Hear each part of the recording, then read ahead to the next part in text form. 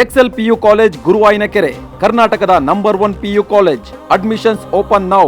ರಾಜ್ಯದಲ್ಲಿ ತಲೆದೂರಿರುವಂತಹ gas cylinder ಅಭಾವದಿಂದಾಗಿ ಇವತ್ತು CM Siddaramaiah ಕೇಂದ್ರಕ್ಕೆ 2ನೇ ಪತ್ರವನ್ನು ಬರೆದಿದ್ದಾರೆ.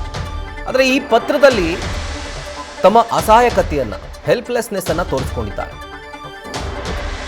ಕೇಂದ್ರದ ಮಾರ್ಗಸೂಚಿಗೆ ಏನೆಲ್ಲ ಸೂಚಿಸಲಾಗಿದೆಯೋ ಆ ಮಾರ್ಗಸೂಚಿಯಲ್ಲಿ ಅದರ ಪ್ರಕಾರ ಕ್ರಮವನ್ನು ಕೈಗೊಂಡಿದ್ದೇವೆ. ರಾಜ್ಯಕ್ಕೆ ನಿತ್ಯ 50,000 ಕಮರ್ಷಿಯಲ್ ಗ್ಯಾಸ್ಗಳ ಬೇಡಿಕೆ ಇದೆ. ಆದರೆ 1,000 ಸಿಲಿಂಡರ್ ಮಾತ್ರ ನಾವು ಪೂರೈಸೋದಕ್ಕೆ ಸಾಧ್ಯವಾಗ್ತಾ ಇದೆ. ಇದರಿಂದಾಗಿ ಸಾರ್ವಜನಿಕರಿಗೆ ತೀವ್ರ ಸಮಸ್ಯೆ ಎದುರಾಗಿದೆ. ಹೋಟೆಲ್ಗಳಿಗೆ ಸಮಸ್ಯೆ ಆಗಿದೆ. ಆಟೋ ರಿಕ್ಷಾಗಳಿಗೂ ಕೂಡ ಇಂಧನ ಪೂರೈಕೆ ನಿರ್ಣಾಯಕ ಹಂತದಲ್ಲಿ. ಆಟೋ ಸಂಚಾರ ಕೂಡ ಇದರಿಂದಾಗಿ ಬಂದ್ ಆಗಿದೆ. ಹೀಗಾಗಿ ರಾಜ್ಯಕ್ಕೆ ವಾಣಿಜ್ಯ LPG, ಆಟೋ LPGಯನ್ನು ಸಮರ್ಪಕವಾಗಿ ಹಂಚಿ ಅಂತ ಹೇಳಿ ತಮ್ಮ ಪತ್ರದಲ್ಲಿ ಇದೆಲ್ಲವನ್ನು ಕೂಡ ಉಲ್ಲೇಖ ಮಾಡಿ ಅವರು ಕೇಂದ್ರಕ್ಕೆ ಕಳಿಸಿರುವಂಥದ್ದು. ಸೊ ಇದರಲ್ಲಿ ಅವರೇ ಹೇಳ್ತಾರೆ, ನಮ್ಮ ಕೈಲಿ ಕೇವಲ 1,000 ಸಿಲಿಂಡರ್ ಮಾತ್ರನೇ ನಿತ್ಯ ಪೂರೈಸೋಕೆ ಸಾಧ್ಯವಾಗ್ತಾ ಇದೆ ಅನ್ನುವಂಥ ಮಾತನ್ನು. ಸೊ ರಾಜ್ಯ ಸರ್ಕಾರ ಕೂಡ ತನ್ನ ಅಸಹಾಯಕತೆಯನ್ನು ಕೇಂದ್ರದ ಮುಂದೆ ಈಗ ತೆರೆದಿಡ್ತಾ ಇದೆ. ಈ ಪತ್ರದ ಮುಖೇನ ಅದು ಈಗ ರಿವೀಲ್ ಆಗ್ತಾ ಇದೆ. ಹಾಗಿದ್ರೆ ಸಿಎಂ ಸಿದ್ದರಾಮಯ್ಯನವರು ಕೇಂದ್ರಕ್ಕೆ ಬರೆದಂಥ ಆ ಒಂದು ಪತ್ರದಲ್ಲಿ ಏನಿದೆ ನೋಡೋಣ ಬನ್ನಿ. ಇತ್ತೀಚಿನ ಬೆಳವಣಿಗೆಗಳಲ್ಲಿ ವಾಣಿಜ್ಯ ಸಿಲಿಂಡರ್ಗಳು ಸಿಗದಿರುವುದು ಕಳವಳಕಾರಿಯಾಗಿದ್ದು, ಸಚಿವಾಲಯದ ಸೂಚನೆಯಂತೆ ಗೃಹ ಬಳಕೆ ಸಿಲಿಂಡರ್ಗೆ ಪ್ರಾಮುಖ್ಯತೆಯನ್ನ ನೀಡಲಾಗುತ್ತಿದೆ.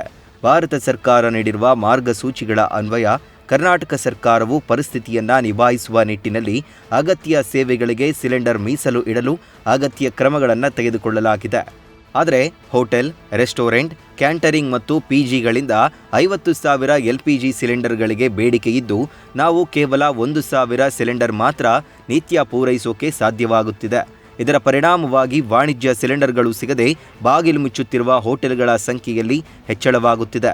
ಇದು ವಿದ್ಯಾರ್ಥಿಗಳು, IT ಉದ್ಯೋಗಿಗಳು, ರೈತರು, ಡೈರಿ ಉತ್ಪಾದಕರು ಸೇರಿದಂತೆ ಈ ವಲಯಗಳನ್ನೇ ನಂಬಿರುವ ಸಾರ್ವಜನಿಕರ ಮೇಲೆ ದೊಡ್ಡ ಮಟ್ಟದಲ್ಲಿ ಪರಿಣಾಮ ಬೀರುತ್ತಿದೆ. ಗೃಹ ಬಳಕೆ ಸಿಲಿಂಡರ್ಗಳ ಸರಬರಾಜು ಬಗ್ಗೆ ಮೇಲ್ವಿಚಾರಣೆ ನಡೆಸಲು IT ವ್ಯವಸ್ಥೆ ಜಾರಿಯಲ್ಲಿದ್ದು, ವಾಣಿಜ್ಯ ಸಿಲಿಂಡರ್ಗಳ ಬಗ್ಗೆ ಮೇಲ್ವಿಚಾರಣೆಗೆ ಯಾವುದೇ ಸೂಕ್ತ ವ್ಯವಸ್ಥೆಗಿಲ್ಲ. ಅದೇ ರೀತಿಯಲ್ಲೇ ನಗರದ ಜೀವನಾಡಿಯಾಗಿರುವ ಭಾರೀ ಪ್ರಮಾಣದಲ್ಲಿರುವ ಆಟೋ ರಿಕ್ಷಾಗಳಿಗೆ ಅತ್ಯವಶ್ಯಕ ಇಂಧನವಾದ ಆಟೋ LPG ಹಲವು ಆಟೋ ಚಾಲಕರ ಜೀವನಕ್ಕೆ ಆಸರಿಯಾಗಿದೆ. ಆಟೋ LPG ಸರಬರಾಜಿನ ಮೇಲೂ ನಿಗಾ ವಹಿಸಲು ಯಾವುದೇ ಸೂಕ್ತ ವ್ಯವಸ್ಥೆಗಿಲ್ಲ. ಇದು ಪಾರದರ್ಶಕತೆಯ ಕೊರತೆಯನ್ನ ಉಂಟು ಮಾಡುತ್ತೆ.